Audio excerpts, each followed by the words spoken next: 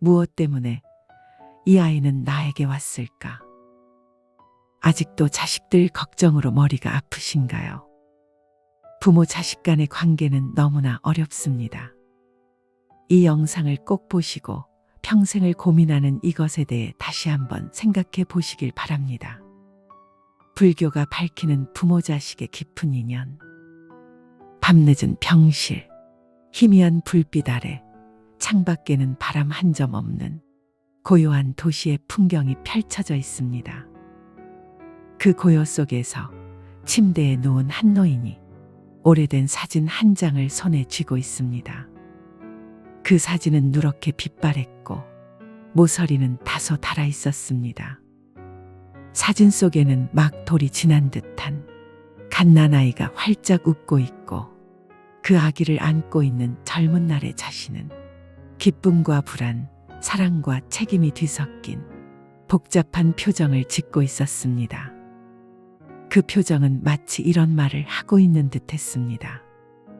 이 아이가 나를 아버지라 부르다니. 이 아이가 나에게 왔다는 것이 믿기지 않아. 정말 잘 키울 수 있을까? 나는 좋은 부모가 될 수 있을까? 노인은 그 사진을 물끄러미 바라보며 마음속으로 중얼거립니다. 이 아이는 왜 나에게 왔을까? 정말 나를 필요로 했던 걸까? 나는 제대로 사랑해 준 걸까? 그 고요한 병실의 침묵 속에서 그 노인의 내면에는 끝나지 않은 질문이 흐릅니다. 그리고 그 질문은 바로 우리 모두가 인생의 어느 지점에서 마주하게 되는 가장 깊고도 본질적인 질문입니다. 왜 나는 이 부모 밑에 태어났을까? 왜 이 아이는 나를 부모로 선택했을까? 이 인연은 무엇을 의미하는가? 이 질문은 단지 가족이라는 틀을 넘어서 우리 삶의 방향과 의미를 묻는 질문입니다. 가슴속에 쌓여있던 감정들이 터져나오는 순간, 오랜 시간 눌러두었던 후회, 원망, 애틋함 그리고 미안함이 홍수처럼 밀려오는 그 순간, 우리는 인연이라는 말을 떠올리게 됩니다. 불교에서는 말합니다. 이 세상에 우연한 인연은 없다. 부모와 자식 사이의 관계는 단순한 혈연이나 유전자의 결합으로 설명되지 않습니다. 그것은 윤회 속에서 수없이 반복된 생과 죽음의 끝에 맺어진 깊고 무거운 인연입니다. 아이가 부모에게 태어난다는 것은 말로 다 표현할 수 없는 전생의 조건과 원인, 그리고 선택의 결과입니다. 누군가는 말할지도 모릅니다. 나는 아이를 원하지 않았다. 이 아이는 예고 없이 왔다. 하지만 불교의 시각에서 보면 그 모든 사정조차도 인연의 결과이며 그 아이가 왔다는 사실은 이미 오랜 전생에서부터 정해져 있던 일입니다. 이 아이는 은혜를 갚기 위해, 업을 풀기 위해, 혹은 스스로 원력을 세워 당신을 찾아온 존재입니다. 그렇다면 반대로 부모는 자식에게 어떤 존재일까요? 단순히 양육자로서의 역할에 그치는 것이 아닙니다. 부모는 자식의 거울이며 과거의 모습이며 업장의 일부이자 삶의 스승입니다. 그래서 때로는 자식에게서 내 모습이 보여 두렵고, 때로는 부모의 말이 아프게 다가오며 그 무엇보다도 서로에게 가장 깊이 박히는 존재가 됩니다. 왜냐하면 그 인연이 너무나 가까워서, 그 관계는 너무나 오래되어서 우리는 서로를 통해 스스로를 돌아보게 되기 때문입니다. 경전에서는 말합니다. 7세지연 부모 자식이라. 7생을 넘나드는 인연이 아니면 부모와 자식으로 태어날 수 없다. 이는 단순한 상징이 아닙니다. 자식이 부모에게 태어나기까지는 수없이 얽히고 설킨 업의 고리가 존재하며 그 고리는 결코 단절되지 않습니다. 한 아이가 어떤 부모에게 태어난다는 것은 그 인연이 지극히 무겁다는 것을 의미합니다. 그리고 그것은 반드시 이번 생에서 의미를 깨닫고 정화하고 마무리해야 할 인연이라는 것입니다. 어느 불교 수행자는 이렇게 말했습니다. 내 자식은 나의 전생이다. 그리고 나의 부모는 내가 다음 생에 반드시 다시 만나게 될 미래다. 이 말은 부모 자식 간의 관계를 단지 혈연으로 보지 않고 윤회의 흐름 속에서 바라보는 불교적 시선을 잘 보여줍니다. 우리는 가끔 나는 부모 덕을 못 봤다. 내 자식 때문에 인생이 망가졌다고 말합니다. 하지만 불교는 그 모든 말 뒤에 다음과 같이 조용히 대답합니다. 그 모든 인연은 당신이 부른 것이다. 그리고 지금 그것을 풀어야 할 때가 왔다. 이제 이 질문을 다시 던져봅니다. 왜 이 아이는 나에게 왔을까? 그 질문은 곧 이런 말로 바뀌어야 합니다. 이 아이를 통해 나는 어떤 업을 만났는가? 이 아이와 함께 어떤 인연을 해소하고 있는가? 이 아이는 내게 어떤 수행의 기회를 주었는가? 그리고 마지막으로 이렇게 되물어야 합니다. 나는 이 인연 앞에 지금 마음을 다해 응답하고 있는가? 이 질문에서 시작하여 우리는 부모 자식 관계를 다시 바라보게 됩니다. 그 관계는 결코 사랑받고 사랑 주는 것만이 아닙니다. 그 안에는 업이 있고 원한이 있고 은혜가 있으며 무수한 생의 기억과 과제가 숨어 있습니다. 그 인연을 우리가 이번 생에서 마무리 짓는다면 그것이 바로 해탈이며 그것이 바로 자비의 완성입니다. 불교의 기본 시각, 인연과 업보는 한 생으로 끝나지 않는다. 우리는 종종 인생의 많은 일들을 우연이라 생각합니다. 태어난 가족, 만나는 사람들, 겪는 사건들조차도. 그러나 불교에서는 이 모든 것을 단호하게 말합니다. 우연이란 없다. 모든 것은 원인과 조건이 있어 생긴다. 이것을 불교에서는 연기라고 합니다.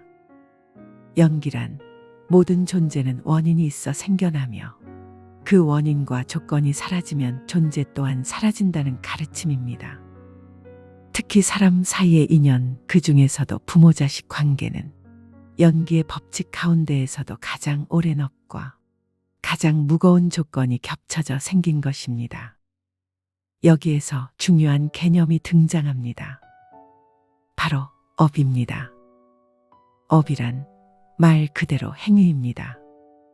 몸으로 짓고 말로 짓고 마음으로 짓는 모든 행위가 업이며 그 업은 반드시 결과를 만들어냅니다. 부모 자식 간의 인연은 과거의 업이 씨앗이 되어 현재라는 조건에서 꽃을 피운 것입니다. 이 업이 긍정적인 업이라면 우리는 부모로부터 사랑을 받고 자식에게 기쁨을 받으며 평온한 관계를 이어가게 됩니다. 그러나 과거의 업이 원망과 미움으로 얽혔다면 이번 생에서는 갈등과 고통의 관계로 나타납니다. 자식은 이유 없이 부모를 미워하고 부모는 자식을 이해하지 못한 채 서운함만 쌓아갑니다. 이럴 때 불교는 말합니다. 고통은 죄가 아니다. 그것은 전생의 업을 정화하는 기회다. 그리고 이렇게 덧붙입니다. 지금 이 인연을 깨닫고 받아들이는 순간 업은 더 이상 고통이 아니라 깨달음의 문이 된다. 그렇기 때문에 지금 우리가 겪고 있는 부모 자식의 모습이 때로는 너무나 힘들고 지치고 슬프더라도 그것은 반드시 이유가 있고 반드시 풀 수 있는 업이라는 사실을 기억해야 합니다. 자식이 부모에게 오는 불교적 3가지 이유. 불교에서는 자식이 부모에게 태어나는 이유를 3가지 큰 범주로 설명합니다. 이 3가지는 자식이라는 존재의 본질을 이해하고 그 관계에 담긴 업과 인연을 해석하는 열쇠가 됩니다. 업을 갚기 위해 오는 자식. 전생에서 깊은 인연을 맺었던 영혼이 이번 생에 자식의 모습으로 다시 찾아옵니다. 그러나 그 인연은 반드시 아름다웠던 것만은 아닙니다. 때로는 미워했고 배신했고 고통을 주었던 인연입니다. 그 업의 매듭이 이번 생에서 풀어지지 않으면 다음 생에도 다시 만나야 하기에 자식으로 태어나 그 관계를 다시 시작하는 것입니다. 이런 경우 자식은 부모에게 고통과 부담을 안기기도 합니다. 거듭된 반항, 폭언, 심지어 폭력, 경제적으로도 감정적으로도 깊은 상처를 주는 경우가 많습니다. 그러나 그 고통은 벌이 아니라 정화의 과정입니다. 그 인연을 끝까지 책임지고 바라보며 용서하고 품어낼 때 이 업은 비로소 소멸하게 됩니다. 이 고통스러운 자식조차도 당신이 불러온 업이며 당신이 해탈을 이룰 수 있는 스승입니다. 은혜를 갚기 위해 오는 자식. 자식은 부모에게 은혜를 입었던 존재입니다.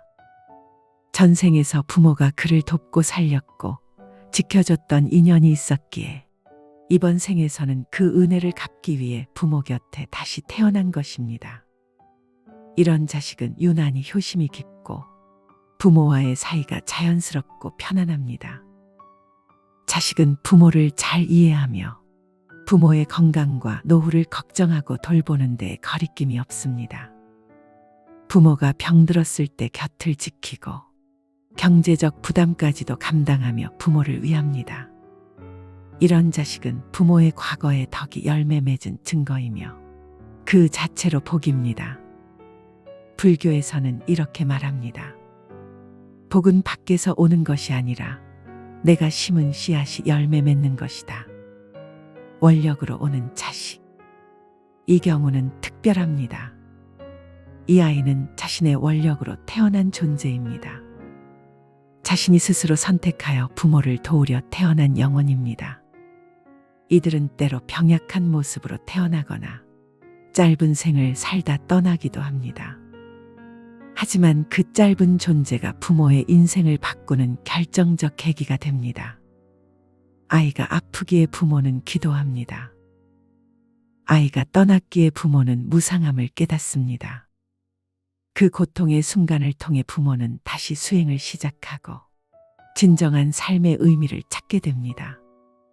이 아이는 바로 부모의 업장을 덜어주기 위해, 마음의 문을 열어주기 위해 태어난 보살의 영혼입니다. 부모 자식 인연의 다양한 얼굴. 현실 속에서 우리는 부모 자식 간의 인연이 얼마나 다양하고 얼마나 복잡한지를 매일 마주합니다. 몇 가지 사례를 말씀드리고 싶습니다. 희생한 어머니, 떠나버린 아들. 경상도에 사는 한 어머니, 남편을 일찍 잃고 혼자서 아들을 키워냈습니다. 허리를 굽혀 농사를 지으며 뼈 빠지게 일했지만 아들은 대학을 간 뒤 연락이 끊겼습니다. 어머니는 늘 외로움 속에 내가 뭘 그렇게 잘못했는가를 묻습니다. 하지만 스님은 말했습니다. 전생에 어머니가 아들을 내쳤던 업이 남아 있습니다. 이번 생의 아들은 떠남으로써 업을 갚고 있는 것입니다. 그 말에 어머니는 통곡했고 그 이후 매일 아들을 위한 기도를 올렸습니다.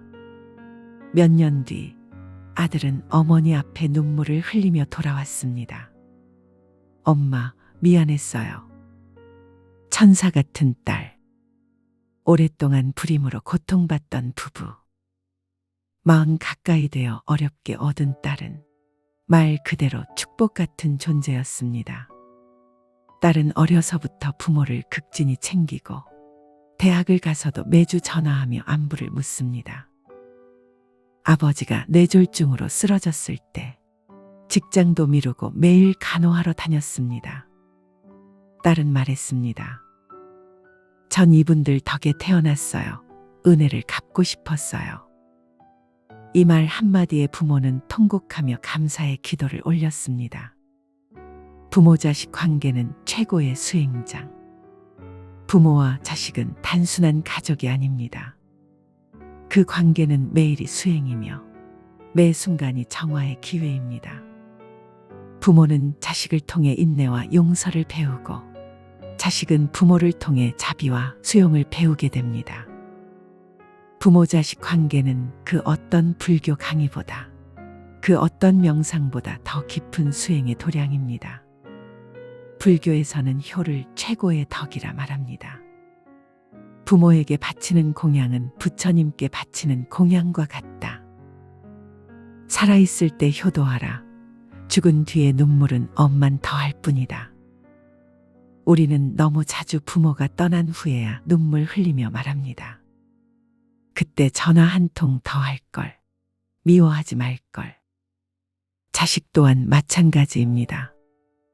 뒤늦은 후에는 마음에 짐만 남길 뿐입니다. 이 생에서 인연을 마무리하라. 이 인연을 미루지 마십시오. 내일은 약속된 시간이 아닙니다. 이번 생에서 마무리하지 못하면 다음 생에도 우리는 다시 만날 수밖에 없습니다. 그리고 그 만남은 더 무겁고 더 고통스러울지도 모릅니다.